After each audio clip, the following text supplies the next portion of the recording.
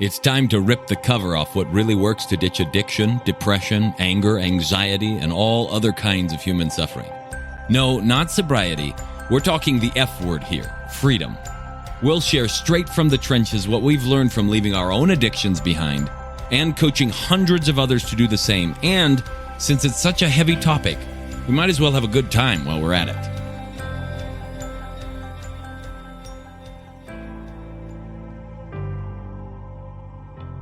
Welcome back to our tiny little book club, folks. This is week 5. I hope you're hanging in there and that it's been useful for you. Obviously, you can send all complaints to an email address I will not give you. And I will have my assistant, Jorge. He will get your email and he will send back a mean, nasty reply. You can send to Jorge at thefreedomspecialist.com. Jeff was just commenting about how I was doing all these racist accents. It's not intentionally racist. I graduated high school in New Mexico. I have a right to say essay, okay? And mijo, okay? And I'm not meaning it in a disparaging way at all. I just find the sounds funny, and they probably find my sounds funny. Please do all the impressions you can of me. And make sure that Lee's is also a 13-year-old. It's a little higher pitched than mine, and you'll be fine. All right. So this chapter is called The Ultraviolet Catastrophe. And essentially the theme of the chapter is this. Essentially, the courage to challenge the prevailing theories. So in the last week, we talked about bichloride of gold. We talked about like the prevailing theories around addiction. We also depression, also anxiety. These are all theories. And in this chapter, there's a lot of kind of fun little stories about people who challenge the prevailing status quo, the prevailing theories about how everything worked, including Max Planck, which without him, we wouldn't have supercomputers and you wouldn't probably have dishwashers, anything with an integrated circuit, and all of that kind of stuff. And like Susana Herculano Huzel, who happens to be from Brazil, by the way. And I say that just because I've been to Brazil. And for some reason, Jeff and I were talking about this, like, oh, no, I've been there. It's like my grandma's favorite recipe comes up and I'm like, I love this. Shout out to Brazilians. Anyway. Shout out Brazilians. Yeah. They don't sound like Jorge at all. What do they sound like, Bob? It would be Jorge. Eles falam assim. I don't think it's racist to do a Brazilian accent. No. But I wouldn't know how to do a Brazilian accent. Oh, yeah. No. You say mozzarella like this. Mozzarella. And there you go. Okay. So anyway, back... I don't know. Is mozzarella more interesting than the ultraviolet catastrophe? Also, what's an integrated circuit? An integrated circuit is different than a dissected circuit. Oh, okay. Just so you know. Thanks, Planck. Thanks, Planck. And so the courage to challenge the status quo. And we have with us this week a special guest that hasn't been with us so far in the book club. And her name happens to be Amber. Spelled with an A, in case you didn't know. Okay. And so she's here as well, and her story forms a big part of this chapter. And so in the beginning, I give a couple of examples of people who, because of their courage to challenge the prevailing theory, like a lot of what we experience today, things that we take for granted are in existence. One of them challenged the myth that, we only use 10% of our brains. And the number of brain cells that we have and all this other stuff. And because of that, other types of comparisons in neurobiology have been able to be made, and other types of advances in that field are starting to happen just because she decided to challenge something that everybody thought was the truth, which is humans only use 10% of their brains, which came from a number that humans have 100 billion neurons in their brains, and that 10% of them were neurons based on nerve cells based on some other kind of function or some microscopy or something like that. And it turns out that nobody knew where those numbers had come from. And just because she thought to ask a question, all of a sudden these things came up. Max Planck was just looking at bands of light, and none of the science that he knew, none of the physics that he loved covered it. And so he challenged it. And as a result, things happened. So then we go into Amber and her story and the prevailing theories about everything that happened to her, which was dealing with chronic pain. Do you want to kind of... It's too long. Let me sum up, kind of thing. That's a Spanish kind of accent, right? So Lyme disease, all these other kind of comorbidities. You've been through a lot of things. The book covers like how she got persuaded into this is the only answer. And that's like, do you want to speak to that particularly? Yeah, absolutely. I really didn't know exactly where to go. I'm coaching her on where to put the microphone. Thanks, Bob. So yeah, I had been through all of like the natural healthcare options as far as what I knew and everything from the medical community. And I just wasn't sure what else to do. Loads of pain, not able to really get up out of bed and live my life. So after the 5th, 6th, 7th, 8th, 10th doctor said, go see a pain specialist, I did that. And then the pain specialist, how did it? I think maybe it's helpful to talk about how easy it is to just believe in authority, because I don't think even many of the authorities are intending all the time to just like impose their view on other people. A lot of the ones I know have questions about it too. They have doubts about whether this or that is the most effective. They're just trying to do the best that they know. But from the standpoint of someone who is struggling, and you go into somebody with an authority, they have a lab coat or they have a stethoscope, or you go into this facade of a building that you have to go through and fill out forms and you do all this other stuff. And you walk in and there's this pressure. You and I just had this experience like last week. We walked into a place and Amber was going in for a routine treatment, and we went in, and the doctor, there was some new doctor there, and he was orienting. And so somebody else came in and she took charge of the whole thing, and Amber got treated in a very different way just because they were trying to do things according to procedure. Right. And so at one point they were recommending that she take a couple of different things to help out with her blood pressure and whatnot. And I was watching her face, and you looked at me at one point in like utter desperation, like, I don't know. Oh, I did. I felt desperate. I was like, Bob, help. I don't know what to say at this point. Because they were just like, this is what you need to take and this is why, which to them probably felt like just a straightforward declaration.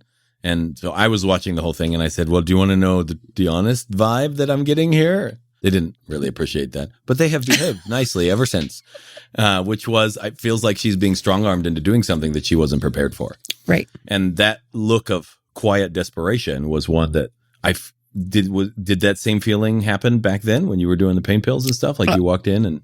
Absolutely. But I was completely alone at the end of all options and didn't know what else to do. And there's a doctor, not just with a lab coat and authority, but with a prescription pad and a pen and promises of this will be better.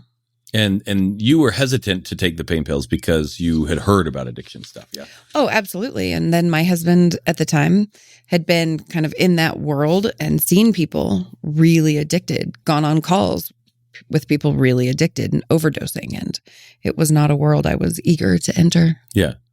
But you did anyway. Yep. Because in the book, particularly, and when I was interviewing you for this part to make sure that we got it accurate, there was this sense that like it wasn't just this will be better, but also this will be better for your family as well. That was the big thing. Like it didn't have to be better for me. I didn't really know what that even looked like. But the idea that my kids would have their mom back, that my husband would have a wife that was functional on so many levels, that felt worth it. Yeah. Yeah. And so then you took them, you went on this big roller coaster. Eventually the doses continued increasing. That led to addictive spurts. You guys can read all of this stuff in the book. We don't have to rehash all of it. And in the end, you finally kind of came to this place where you realized, look, it wasn't really helping the pain all that much. And maybe you could speak to that for a second, but also I don't like who I am. And you quit on your own, right? Which we mentioned before. People do. When they're done, they're done. And like that again flies in the face of the prevailing theory. You can't quit compulsively chasing after stuff. And that's the first challenge. And you did it on your own. Just because you didn't want something different, just like I did it on my own. I didn't have any answers. I was just like, I can't do this anymore. Speak to how much the pain pills were helping. So the pain pills in the beginning felt like they were helping some, to the point that I was like, oh, okay, I can get up and I can function just like the doctor said, just like you promised, right? So if some is good, then more is better, right? And then maybe I can get up and stay up for longer and do more things. And so that is a slippery slope. It is. And then by the end, though, like when you stopped taking them, did the pain increase again? Is that what happened? Or... When I stopped taking them, everything got worse. It was really, really difficult. I was taking loads of pain pills and I went from that to nothing. 9 days later, when I saw the next doctor, who was the one that prescribes Suboxone, he's like, no, nobody can just stop taking this amount of pain pills. Like, what are you doing? No, literally, I stopped. I wasn't in a good place. It was really, really painful. Physically, mentally, emotionally, it was a struggle. And he was like, yeah, you can't just stop. But I had. And his suggestion was, oh, well, I feel like if you would have stopped for 1 to 3 days, you would end up in the hospital. Well, it's been 9. And this isn't great, but also I'm doing it. Yeah. And so, but then you decided to go ahead and use what he was suggesting again. So what was that experience like? Yeah, I was miserable. I was in a lot of pain, struggling really hard, lots of tears and darkness, and probably more emotional than physical. Certainly more emotional than physical. So he told me, I'm going to put you on Suboxone. You're going to need, 4 times the normal dose because of how many of the pain pills you were taking. No, I wasn't going to do that. So I said, what's a normal dose? We talked about that for a while. And then he said, you're going to feel so much better. And it wasn't until my 2nd or 3rd visit there that he said, this is a lifelong medication. You won't ever get off this. And how did that feel? Like to realize, wait a second, I had been put on something that I'm stuck on. I was so angry. I yelled, I cried. I told him how mad I was. And he was like, whoa, whoa, whoa. I get that you're mad, but this is better than where you were just a few visits ago, right? Well, he wasn't wrong. But now I had just traded in one set of pills for something else. Yeah. So in the end, I don't think that the doctor was malicious or anything like that. We actually joked around a lot and laughed and talked, and I enjoy him as a human. Yeah. Yeah. So he's coming at it with the best that he knows. Yes. And how much did the authority of the power play into your just submission to that? He just gave me all the data, right? I don't help people get off of this. I put people on it. And that's because this is where they stay. Yeah. And some of the data he gave was about your mu receptors and other things in the brain. So those are things that obviously you're not academically up to speed on, right? Right. So you just kind of got to take his word on. Yeah. And when he's talking about flipping on this mu receptor and then you can't really turn it off once it's been turned on, and you have no idea when cravings are going to kick in if you get off this medication. Yeah, there was a lot there. So I think this is a germane point. The difference between, and we've talked about this in past weeks, but the difference between data, real data, and then the conclusions based on the data.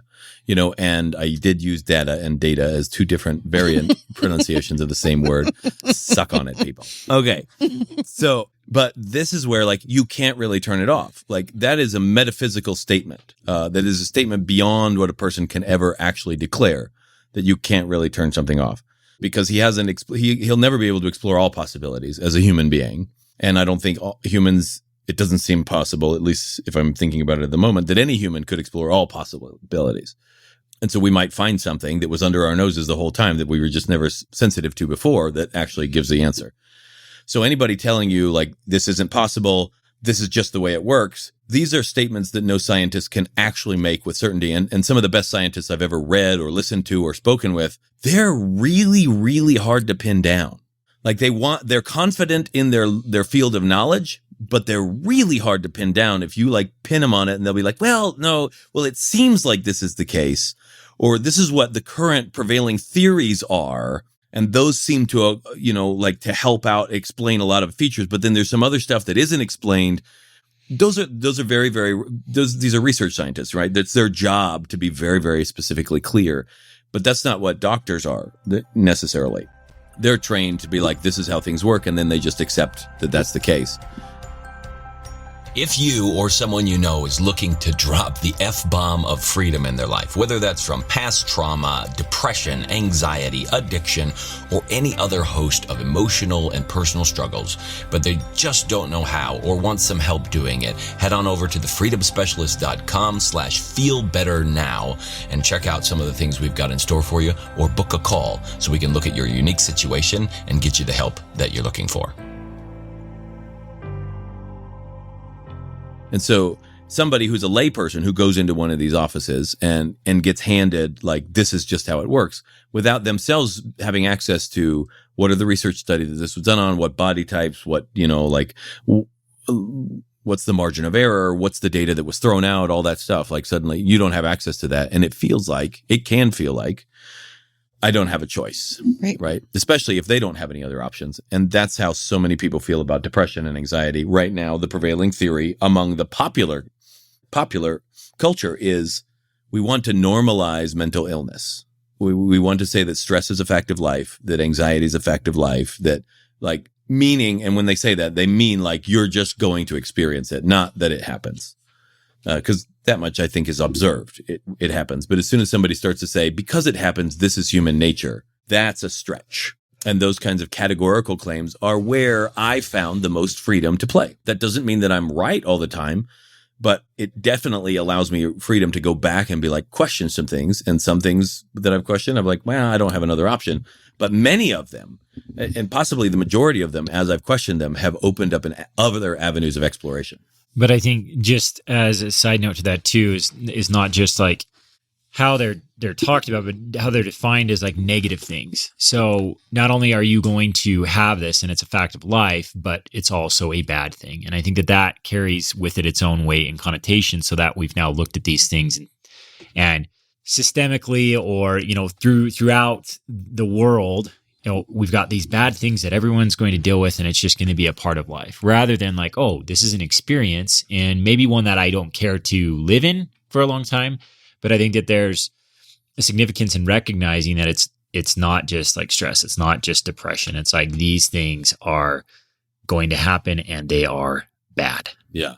And we Amber and I particularly, and in the next chapter, in the next episode, we'll talk about it, but pain was another one to really question, like, what is pain? Where does it come from and all that stuff? So, we get a chance to question that on the next time. But this one of the big themes in this particular chapter was Brad's story, which was one of the first clients one of the earliest, maybe the second or third client I'd ever had, where I was working with, and trauma.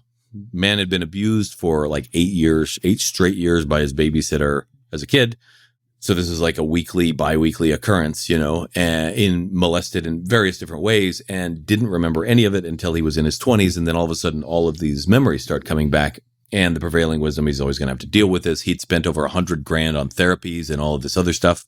And so this is the second Brad in the book. And he had spent all of this stuff, and still to no avail. He was still using masturbation as a way to help himself cope and shut off his mind so that he could sleep at night, because his mind would just race whenever he was quiet. And so I met him, and this is where we introduce the delete button in the book, which is something, again, that as a reader you can follow along with as a process of helping you do something. What's been fascinating, even this week, as we've watched people kind of play with that, is the intense variety that you can have in that experience. So in the book, I give you detailed kind of instruction of what I took Brad through and the basics of how to do the delete button in story form, as we mentioned, because I can, and because that's the way I wanted to share it. And from there's so much variety that can happen. And so we've seen some people this week like adapt that in so many different ways. So rather than burning something, they'll blow it up, or they'll hack it up with an axe and have this sort of bloody Kill Bill mess, or they'll do some from the movie Inglourious Bastards, like this end scene where everybody burns up and all this stuff, and he burns the whole theater. We've had people like imagine Apache helicopters unleashing their payload on things, and lightsabers and wood chippers and television and sledgehammers and all kinds of stuff, because it's your mind, it's your imagination. So as you're reading, note that is not the only way to do it. That is the basics from which you get to experiment and do things in that right. So the point of this particular chapter was really this notion of challenging the prevailing theory, and how much those prevailing theories can influence us without us even realizing it in one way, shape, or form. I mean, Lee, you were inside that world of trauma for 5 decades, and it's not like anybody who was preaching that was malicious, but did it feel like there was a way out? Did it feel like there even could possibly be other options beyond just like, well, we'll just refine the ones we have? Absolutely not. I mean, they had all their theories and their ideas, and it was a lot of feel-good stuff, but it wasn't an answer. Yeah. I mean, even Max Planck, who we talk about in the chapter, even at that time, this was at the end of the 1800s. Like these are physicists saying, like, we've already discovered basically all the natural laws in the universe. I mean, this end of the 1800s, people. We've already discovered everything, and any new discoveries are going to be found in the 6th place of decimals. Like we're just now refining little, numbers, and we're going to get more and more refined on our stuff. And like, we haven't done, aviation hasn't happened, like no moon shuttle, like space shuttle stuff. None of that stuff has happened.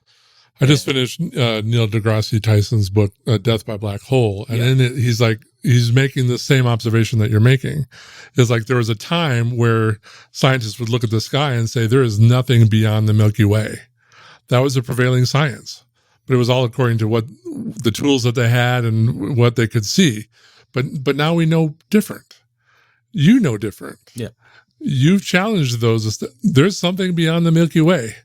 There's something beyond the theories and the way that we have taken care of people or tried to take care of people, or the way that we've dealt with trauma, counseling, all that stuff. There are other ways, and there's a whole lot more beyond the Milky Way. Yeah. And I think that the reason I wanted to bring this up in the book, I was very, very carefully like laying out step by step how we could get people from this entrenched view of this is what's going on to like, wow, maybe there's a possibility. And then the later chapters now then explore what that possibility might be. So this is kind of the last one laying some of the groundwork, this one and the next one, about what might be going on. Yeah. So if you're reading the book or you're listening to this podcast, if you don't know what you don't know, is it possible that there's something more? Mm-hmm. Is there possible that there's a better way? Is it possible that you can be done with your trauma or your addiction in a matter of days or moments?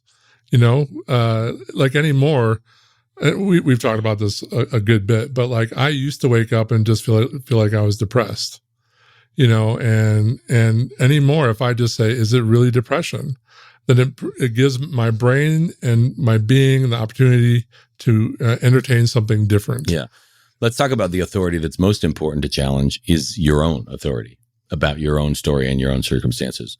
It's hard enough to balk an authority that's out there that seems to have it, especially when it comes with a stamp of approval from some national organization, and to recognize, wow, nobody can actually make a definitive statement about whether or not it's possible to do something different. There's plenty of examples of people who've done it, so clearly the possibility is there.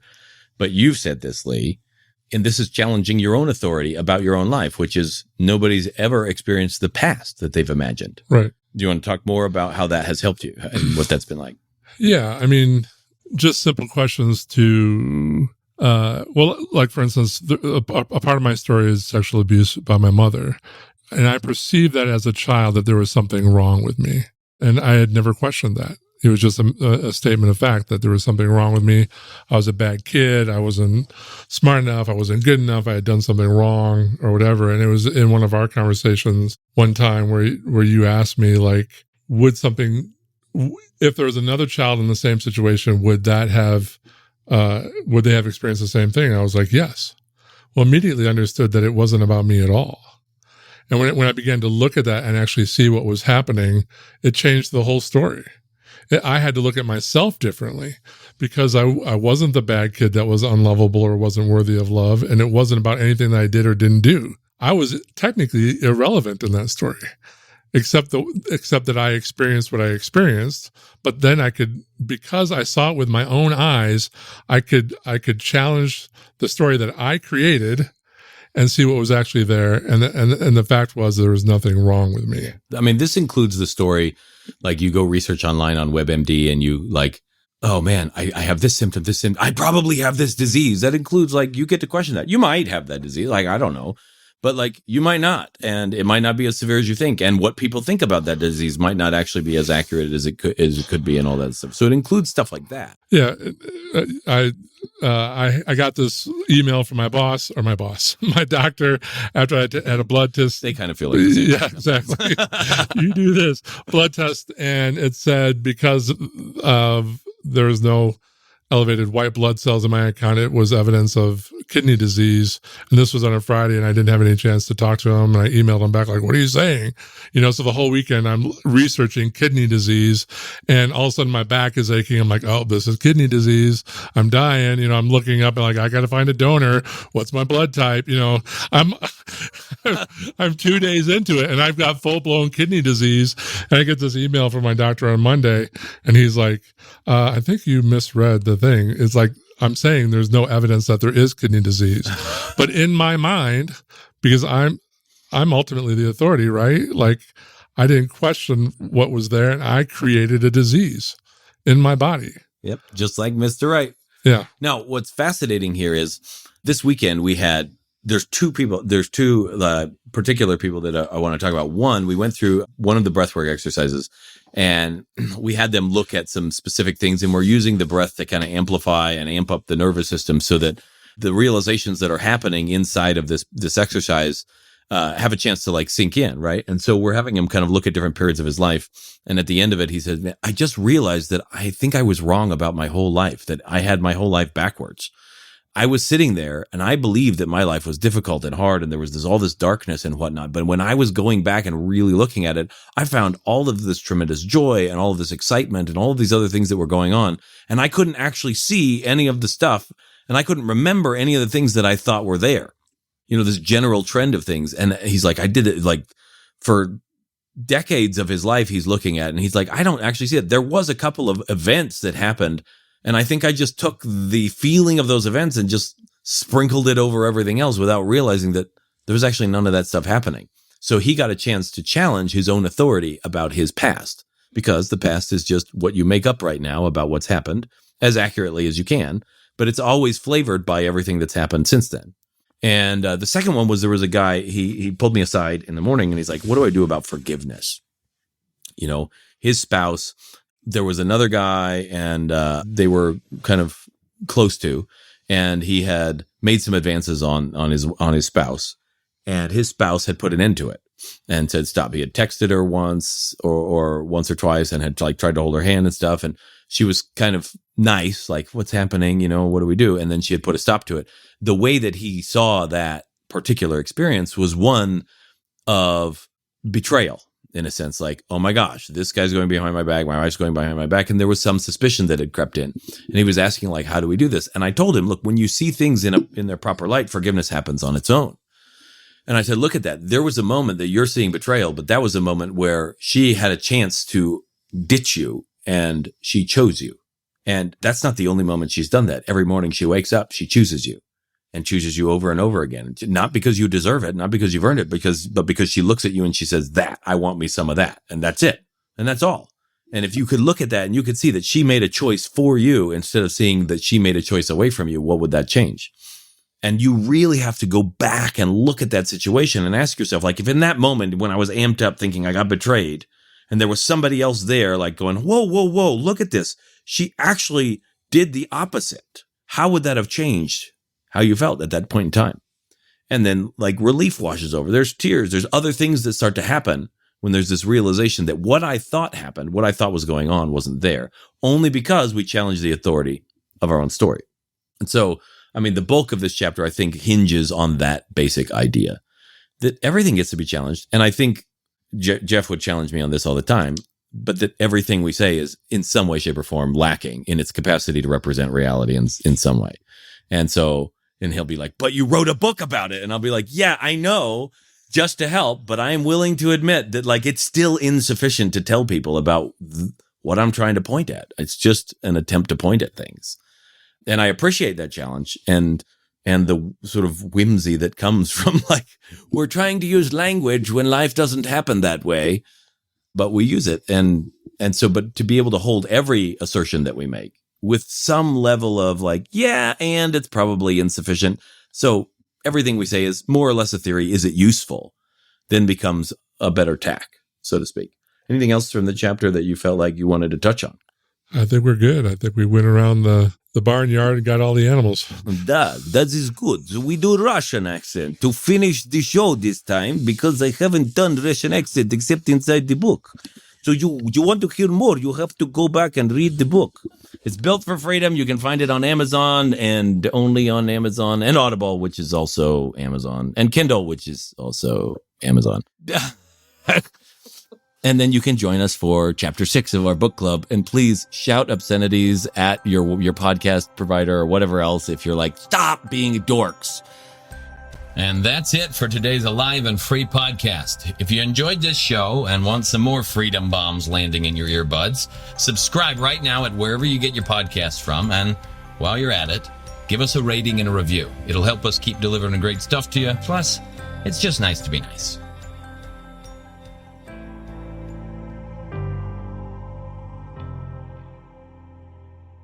This is thepodcastfactory.com.